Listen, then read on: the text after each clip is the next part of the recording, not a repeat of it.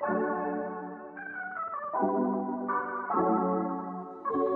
live in a society that tells us who to be, what to do, and how to behave. And if you don't fit in that box, you don't belong. Well, I say we challenge that because I believe that we were created to be unique individuals with a unique purpose. We all have something different to bring to the table, and we can all learn from each other if we're just willing to take the time to listen. Welcome to the Unavoidable podcast, where true connection happens when we stop avoiding the hard stuff. I'm your host, Caitlin Childs. Pull up a seat and let's see what we can learn from today's guest.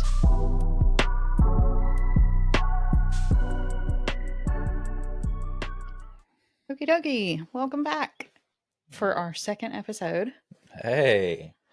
All right, so last time we kind of talked about your strength of endurance, and everyone was introduced to you. If you did not see that episode, this is my brother-in-law, Isaac. He is Josh's younger brother.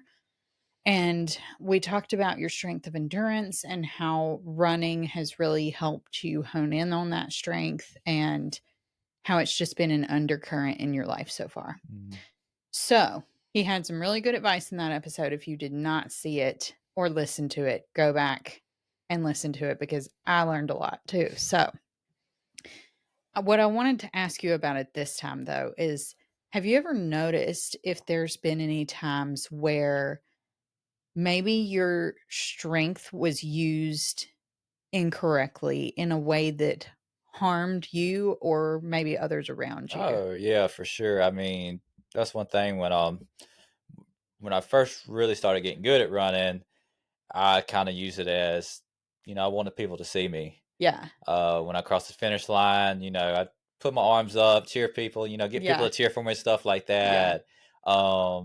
And that's when you start making running about, or really anything Yeah. you do, when you make it about you, yeah, it feels good at the moment, Yeah. but that's when I started burning out on everything. Yeah. I got to where mornings I woke up and I didn't want to get out of bed and run.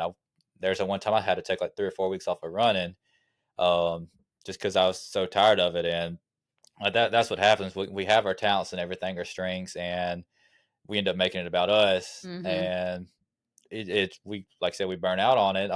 One of my favorite memories is when I ran that run over here in Vicksburg a few months ago.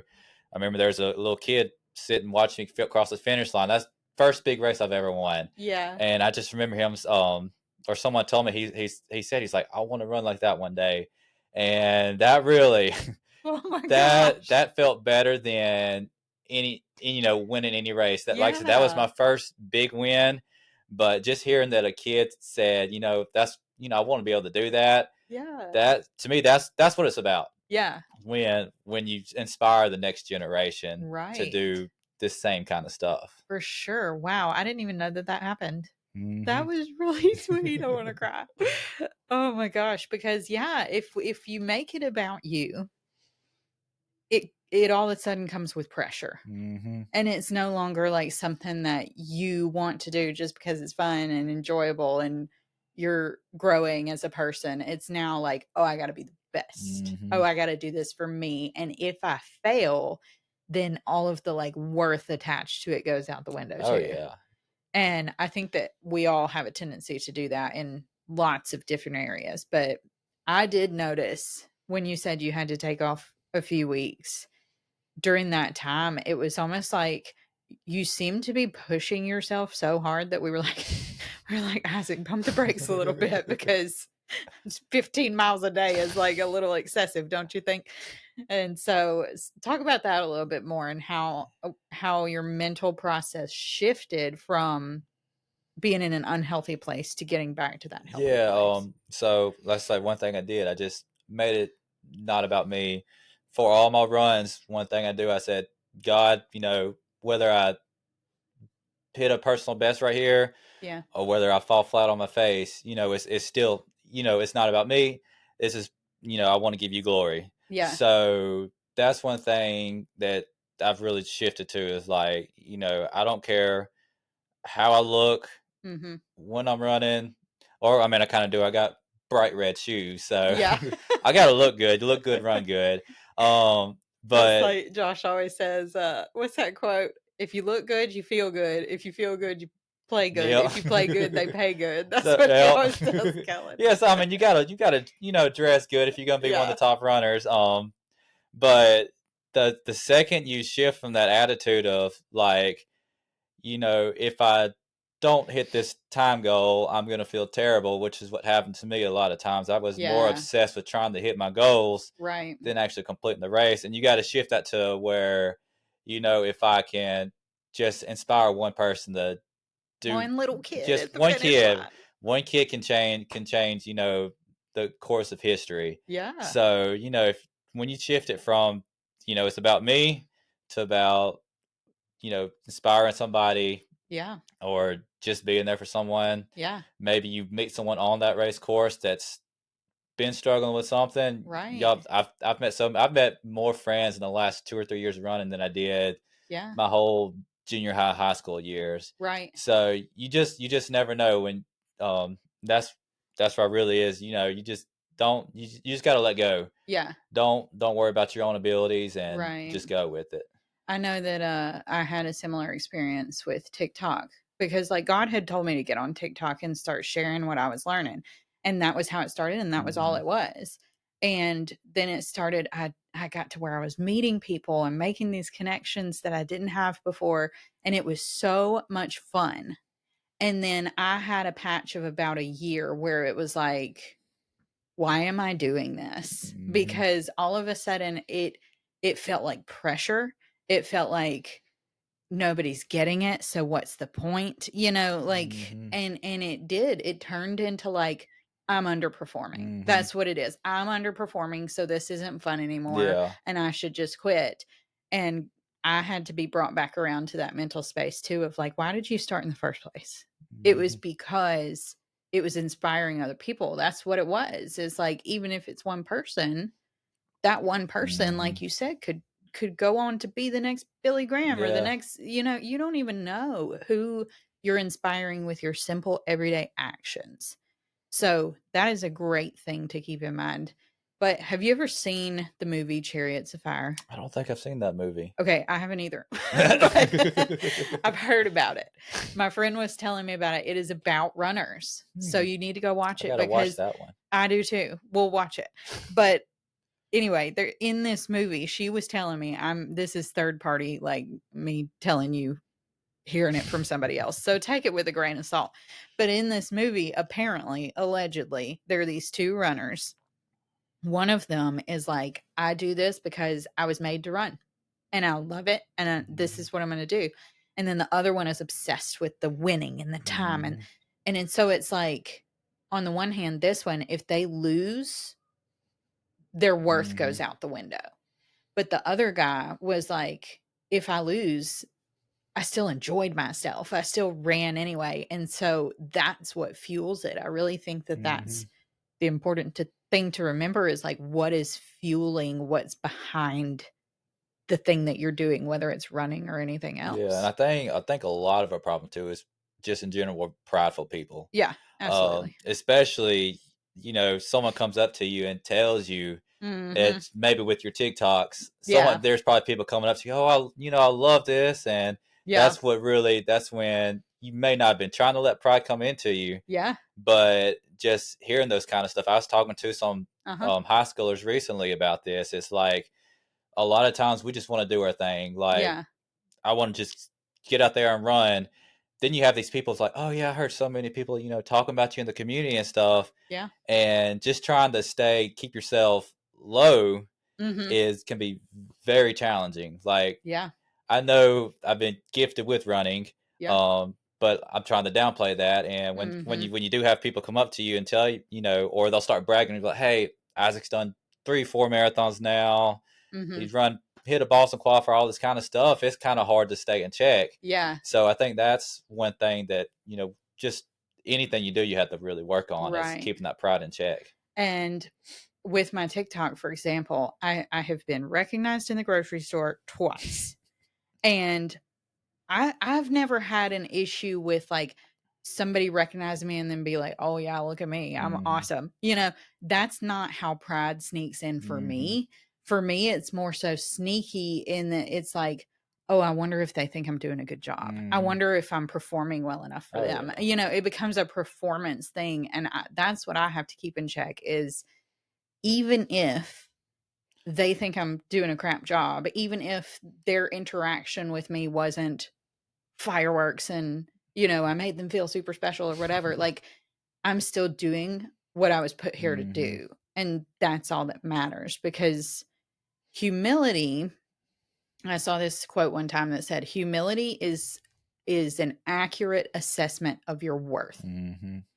And so if you're thinking of yourself as less than, that's not humility. That's false humility. If you're thinking of yourself as better than, that's pride. And so it's like you almost have to just keep it in check of like it is what it is. This is where I'm at. Yes, I've run a Boston qualifier, whatever. Yes, I've Mhm. done this. Yes, I've done that. But that's not what it's about. Like keeping in mind what it's about is where it's got to Oh, for all sure. stem Like I said, if from. you can inspire one person, I mean, there's a song, there's a saying in there I like. It says something like, I'm the optimist of all my problems Uh-huh. and like the pessimist of all my faults. Yeah. And like you were saying, that it's not always about we want to be the best. Yeah. Sometimes it's like we're not good enough to do this. Yeah.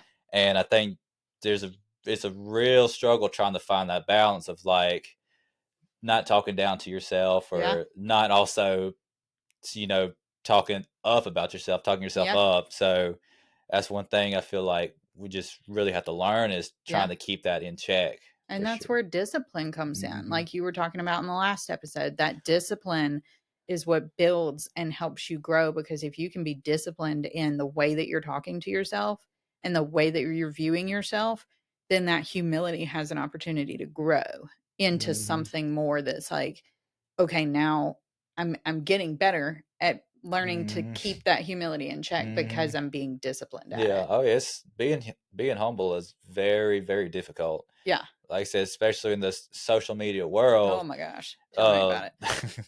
everybody wants to put their best online Yeah. when you're not going to see people put their lowest of lows on there. Mm-mm. And that's what we compare ourselves to. We see them at the top of the game, where if they started posting just throughout the day, we'd realize that, Yeah. maybe not, as good as we thought. And that kind of brings our expectations down. We don't put these high expectations on us.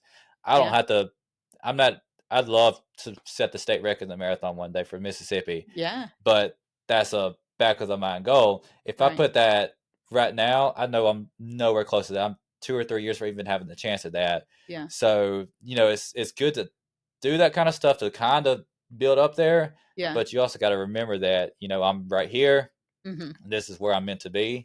Yeah. And so, And I remember reading a book by Joanna Gaines called The Stories We Tell, and I had been in this place where I was, like, trying to get into shape because I had just had babies and my body was changing, and I was, like, trying to get back to where I was, and I was doing it from a place of, like, trying to white knuckle grip, and I was getting so frustrated when I don't see a number on the scale that I'm used to mhm. or, wear the clothes that I'm used to, and so I was getting so frustrated with myself, and I read in her book that she said, "If you can separate the goal from the middle, like, and Mhm. recognize that the middle is worth something and, like, that's where your focus should be. What do Mhm. you have to be grateful for right now? Mhm. Rather than how does right now compare Oh yeah. to where I'm going?"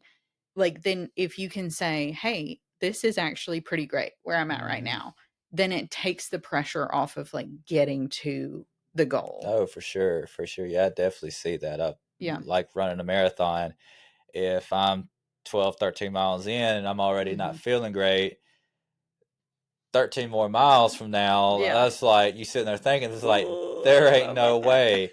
When in best thing you can do in that situation is just, whether it's listen to the birds, hear the fans cheering you on. Yeah. Don't worry about where you're going. Just worry Yeah. about where you're at. Take it 1 mile at a time. Yeah. I think that's what we need to do in life too. We get so caught up in like Like, I hate the question when someone asks me, where you want to be in 5 years? Look. I don't know. If you asked me that 5 years ago, I wouldn't tell you right here. Yeah. And I think that's, that's what I tell people. I was like, my goal for now is to be better tomorrow than I was today. Mm. And if I can do that, Yeah. then it doesn't matter where I think I'm going to be at 5 years. It's just about living in the moment. Yeah. Cause I noticed that with myself that when I set goals, you'll take those classes and people say, oh, it's all about goal setting and Mm-hmm. you gotta just be disciplined with where you're going. And that's great to envision that because Mm-hmm. you do need a vision for the future or you're gonna get stuck and you're not gonna grow. But I have found that if I set goals, I'll set them where I want to be and I'll be like shooting for the moon. But if I don't get there, I feel like I failed, Mm-hmm. you know, rather than recognizing, oh, I actually made it a whole lot further than I used to be. For example, in high school, I graduated in a class of 43 people. It's very small, but I wanted to be smart. And like I had a goal of being valedictorian. And I did not achieve that goal because I was up against one of my best friends who had like a photographic memory and could study for 5 seconds and ace the test. And I'm sitting here pouring my blood, sweat, and tears into it and not measuring up. And so it felt like I was a failure, even though I was like third in my class. And so it was like, yeah, if you measure yourself against your goal and not against how far you've come, then you're always going to feel like you failed. Oh, for sure. And that's why I think it's really important to set more short term goals Mhm. I instead like of that. setting these goals far out into the future. Mhm. Like, I know that's one thing I studied in college was kinesiology, and that's a lot of it is goal setting, smart goals, specific, measurable, Yeah. attainable, rewarded, timely. It's got to, if you're setting something out 5 years from now, that Yeah. deep down, that's probably not going to happen. Right. But if you can set something, say a week from now, I want to lose, whether it's half a pound in a Mhm. week, then that's going to be a lot more attainable than saying I want to lose 50 pounds Yeah. 5 months from now. Yeah. So I think that's a big part is just set goals that are Yeah. realistic. That's what should be your first focus. Well, and that actually helps you become more adaptable Mm-hmm. too because let's say you were to get injured, you Mm-hmm. know, and then you weren't able to do your training like you normally would. And so you fall short of this long term goal that you have. That would make you want to give up. Mm-hmm. Whereas if you're like, okay, I'm injured, but I'm going to try to really, I'm going to try to just stretch so that my muscles feel better tomorrow. I'm going to try to do this so that I feel like I can start training next week or whatever it is to right now. What can you do right now in this Mm-hmm. moment to get you closer to where you want to go long term without that long term goal being so rigid? Oh, for sure. I mean, even after my last marathon, I took a week off, Yeah. ran one Saturday, felt good. I got out there on Monday and I started having a little knee tendonitis, and Mm, I'm sitting there thinking like I got my spring marathon in 13 weeks, yeah. and I'm wanting to run faster than I did in the fall. Yeah. Um, and that was just super challenging and then I just had to get to the point where I realized like, all right, I may not going to run today, or I'm going to do 2 or 3 miles today. Then I'm going to go do a short little workout, Yeah. do a little ab work, a little stretching, and then maybe tomorrow I'll do a little bit more running. And that's what I had to do. I went from running 65, 70 miles a week to just a few weeks ago. I think I hit 40 something, or I think I was like 30 something miles Yeah. in one week.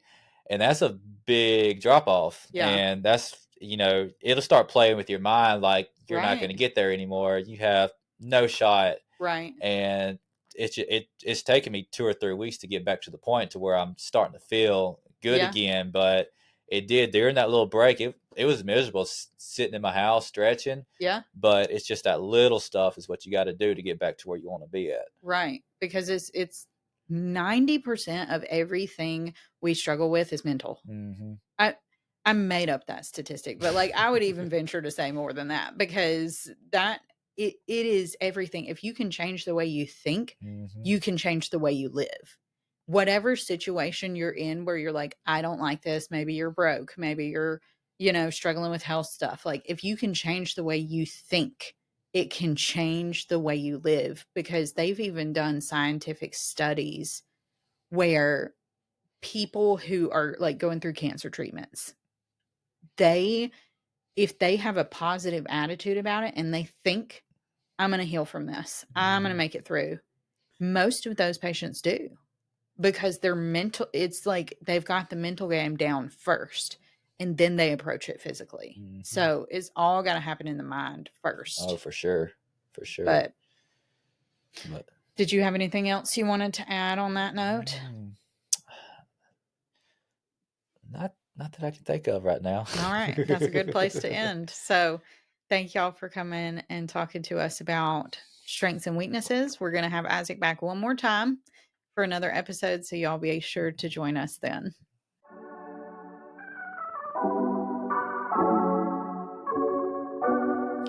If you enjoyed today's episode and you want to connect further, you can head over to yourfriendcaitlin.com. That's yourfriend, CAITLIN.com. There you can find all of my social media links, get updated on what's new, and even check out some of my books that can help you learn even further. Check back with us next time.